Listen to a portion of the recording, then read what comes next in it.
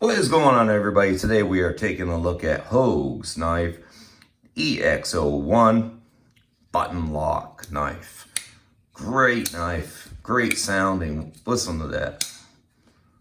Doesn't sound too plasticky for all that G10. Nice thick G10 in that scale. Makes it sound not so plasticky. Makes it sound really good. Great closure in the back here. Feels good in the hand. Got great ergos on this knife. 3.5 inch blade. Good blade. I've got glue all over it from cutting through boxes. Got a great edge. Still has a great edge on it. It is, let's see if we can pick that up. It is 154 cm. This is an Elishewitz design knife or blade. Not sure if he's designed a whole knife or not, or if it was just a blade design. But yeah, pretty great ergos, very comfortable in the hand. You know, this is kind of like what I like to see for a knife. You know, feels good in your hand.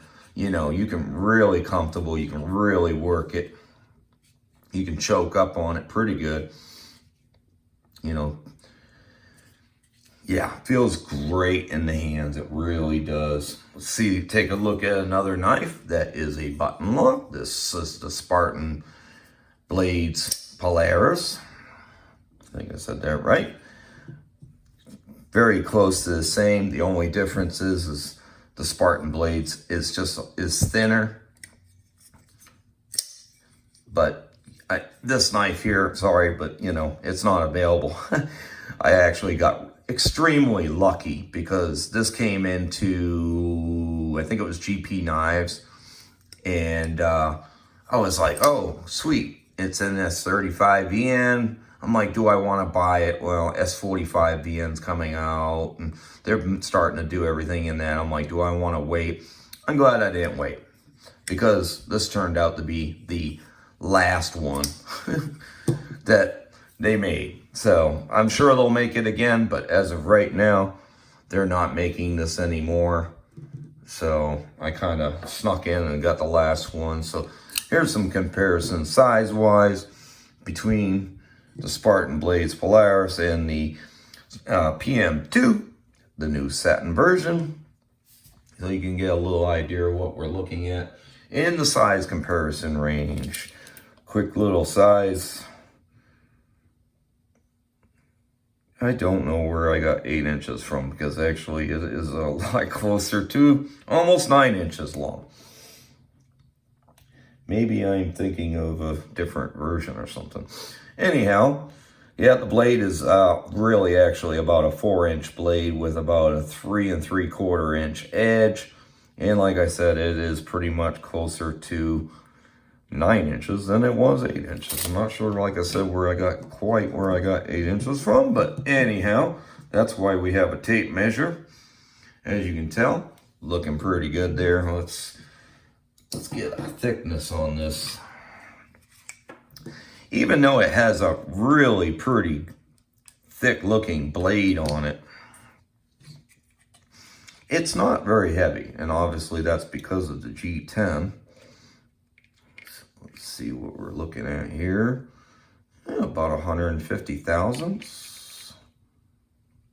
Yep, about 150, yeah, about 150 thousandths. Compared to, let's see, yeah, this is, I'm sure, quite smaller.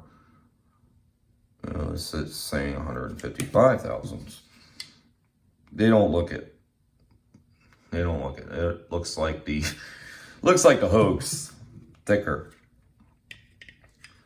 So I'm not sure if now it's saying 153. Interesting. They don't look at the Hogue definitely looks a lot thicker, but it is saying 150. Anyhow. So yeah, very comfortable knife in the hand, to use. Feels great in your hand. This is the kind of knife I like to use. I like a knife that has some size to it, to where it really feels like it's planted in your hand. I don't have the pocket clip. I probably will move over here. I don't know why I haven't moved it yet. I guess just because it just seemed like it is work for me. Action is great, really is. Detent's pretty good. You can if you put enough muscle into it, you can snap it open without using anything but your hand. It will snap open on you. So but the D10's good. I mean, it's not gonna just lightly shake open. As you can tell, I'm shaking the heck out of it and it's not going anywhere. You have to be pretty deliberate about it, and you have to have some pretty good sling action, and it will open on you for that way, but it won't just shake open. You know, Polaris is kind of the same way. You have to be pretty deliberate if you want it to open. You have to have just the right movement, and it'll flip right open. But other than that, it does have the safety lock. You know, take it as is. I don't use it. You know, I mean, when I'm cutting, I don't really feel like I'm gonna hit the button, even if I'm like this, or you know, like this. Like this, you might be a little bit at risk at hitting that button, but I don't know. I put all my action is muscle is up here. I'm not really putting a lot down here of where my grip is. Your dominant grip is up here anyway in your hand, but you know, it's handy if it's there. You know, if you worry about it, you can lock it into place and it's not going anywhere. So no blade play, pretty sturdy, firm lockup. You feel confident when you're using this knife. It feels good in the hand. Even when it gets wet, was outside and was just kind of doing some things outside, and it was raining and got wet, and you know, and yeah, you were not worried about losing it. It's not super aggressive, but it is enough to definitely feel good in the hands. You know, for a 9-inch knife or so, you know, it's a nice carrying knife. I mean, when it's, you know, it takes up a little bit of space in your pocket, obviously, but you know, I mean, if you compare it to the Spyderco there, you can pretty much tell they're almost kind of really the same awkward width.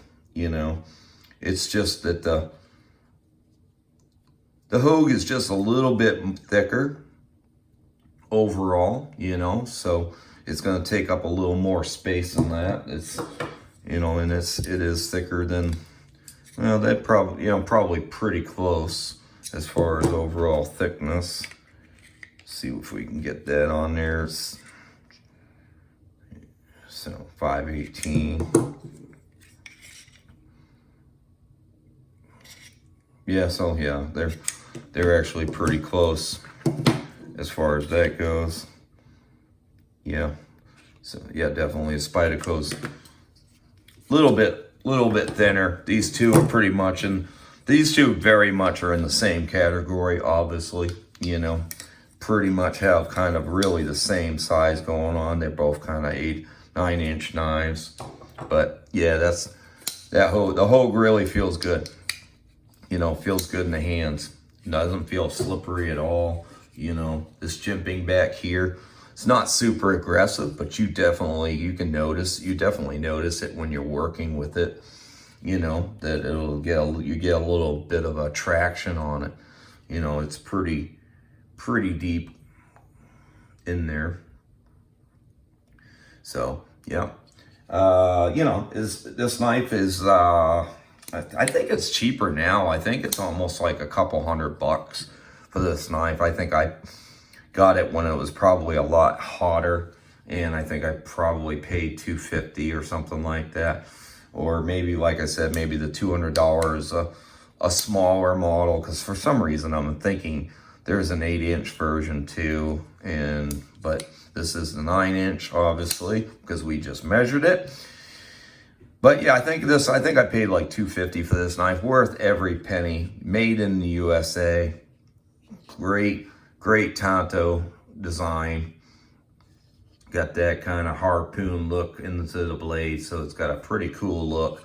It's a big knife. May not meet legal restrictions for everybody, depending on where you live, but you know, for us in Ohio, we're, you know, fortunate enough to not have too many laws against what we carry. That's changed more recently here, you know, but anyhow, we'll get into that for another video. But anyway, that's the Hogue EX-01.